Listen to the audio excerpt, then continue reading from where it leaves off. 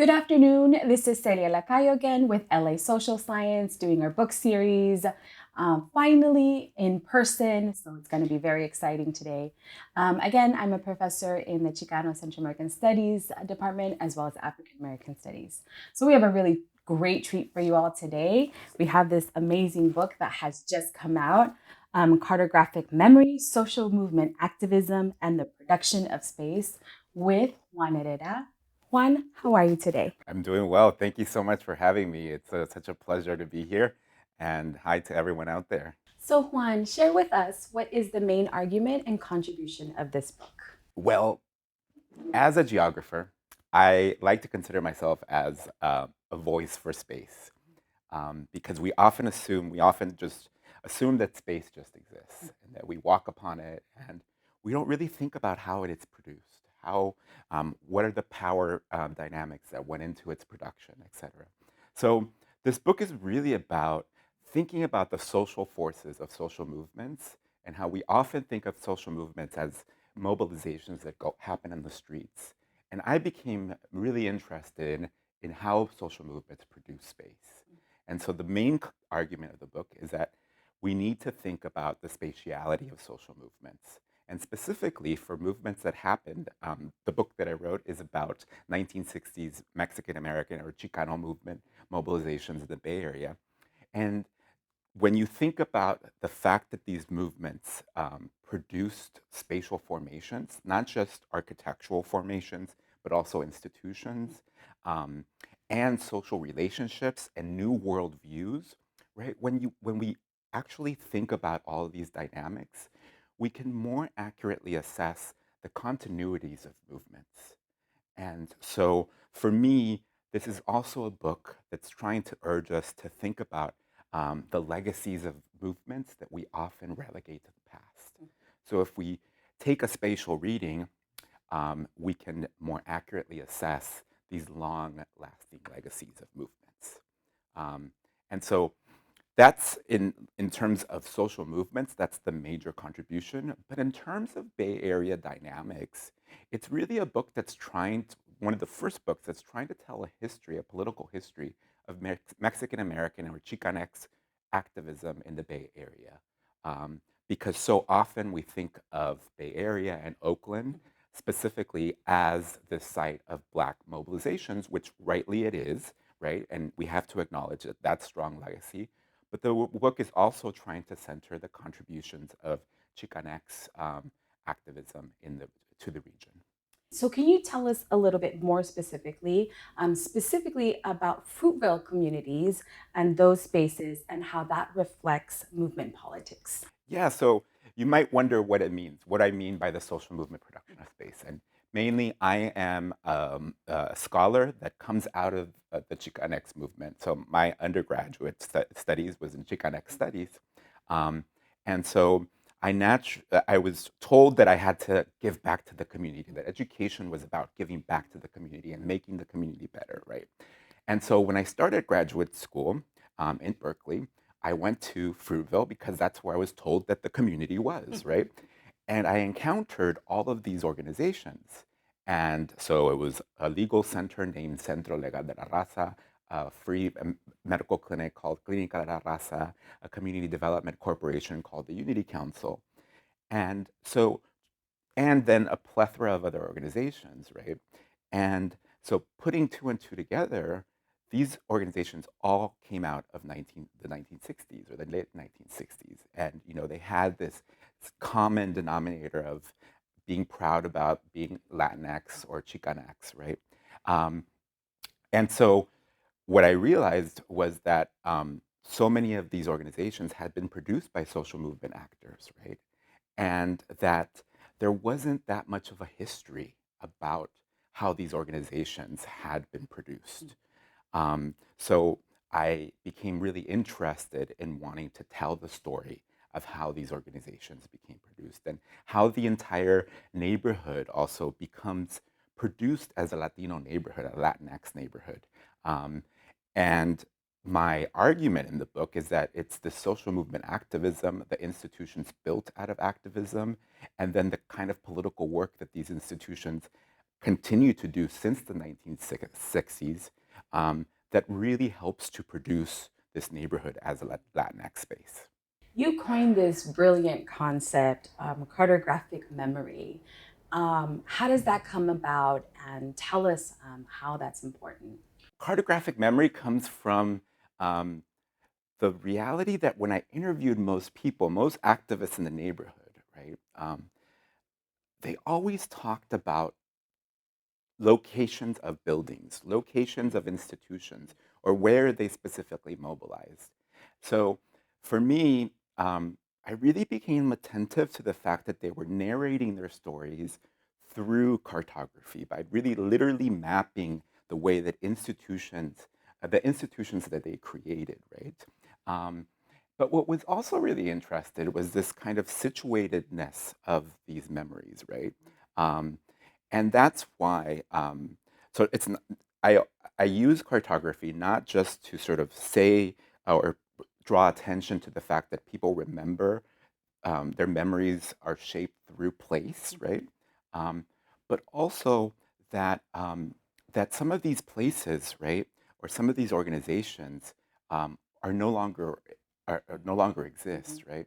And so I think about the power of memory to summon back some of these organizations that don't exist.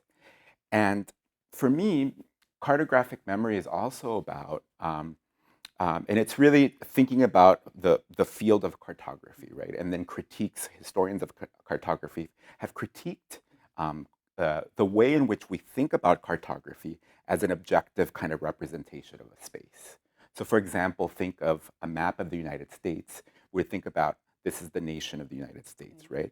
But it really, that kind of mapping hides the fact that we have indigenous nations, right, that constitute also this space, the continuous landmass of the United States. So, thinking about how maps offer perspectives, particular perspectives, they don't tell objective truths, right? And this is where thinking cartographically also helped me to look at the multiple forms of activism that existed in the neighborhood and how they played out historically. And we see that these very non traditional methods and this very unique, beautiful way of storytelling makes a difference. So tell us about these choices and why they matter. As somebody that came into the neighborhood and was specifically interested in certain organizations, right? I then went into the archives and wanted to learn the history of the formation of political activism in Oakland, right? And I realized that in the archives, right, really prominent archives, there was only mention of a couple organizations.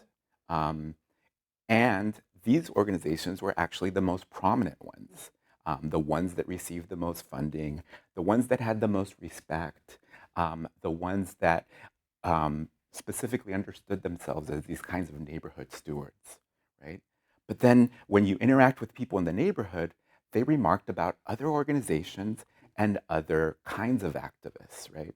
So not only does this book center archival research and trying to chart the lineage of the creation of these institutions and their social movement ties, but then it also utilizes oral histories and interviews. And this is where I got to speak to other activists that were not in the archives, right?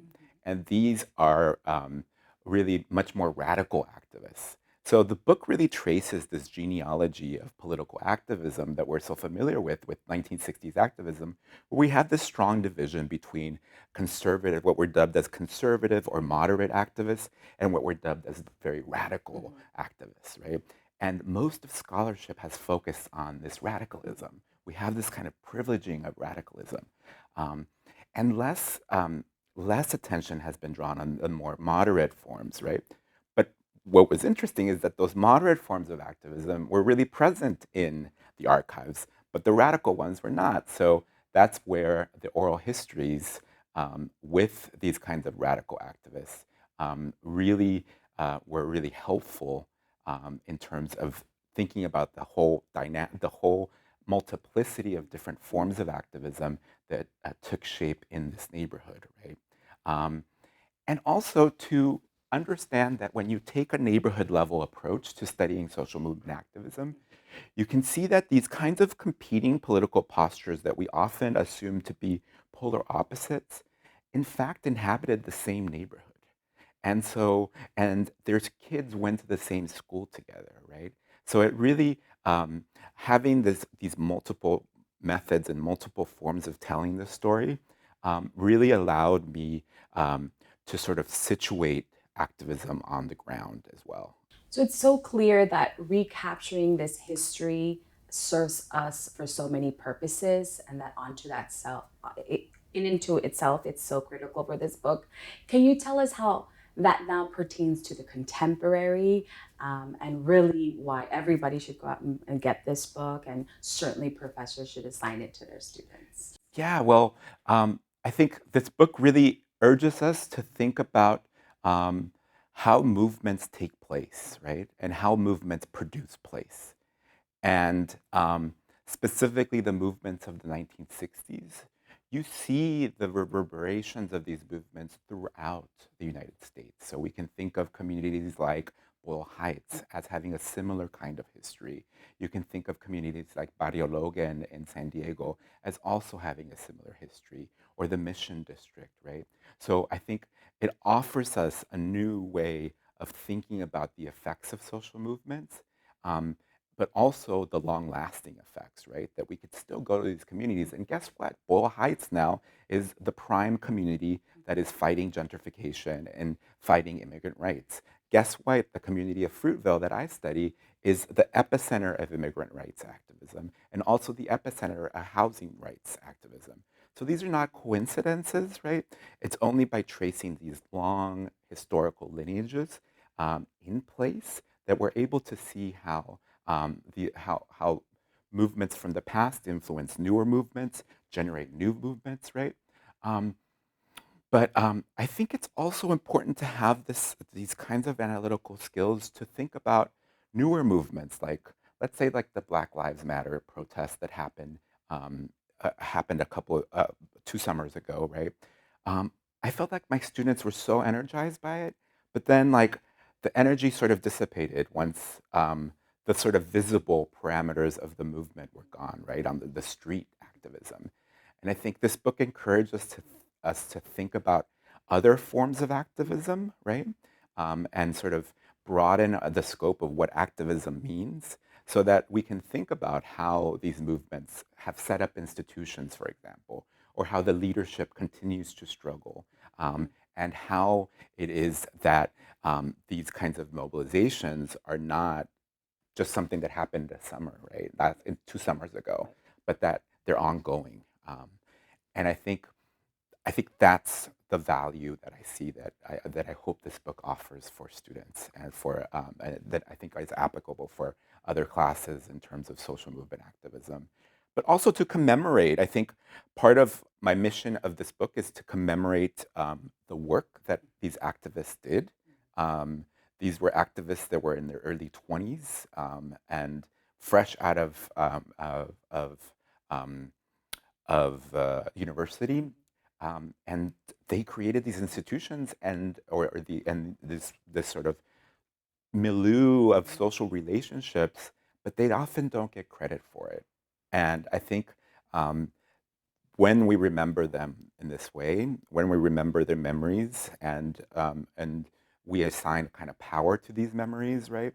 I think the newer generation can take better stock of the struggles that it's taken for many services that they take part of, not just in the community of Fruitvale, but throughout the world. I mean, I think we talk about how in the university now we have centers for undocumented students. Well, it's not the administration just woke up one day and decided to create a center. It came out of struggle.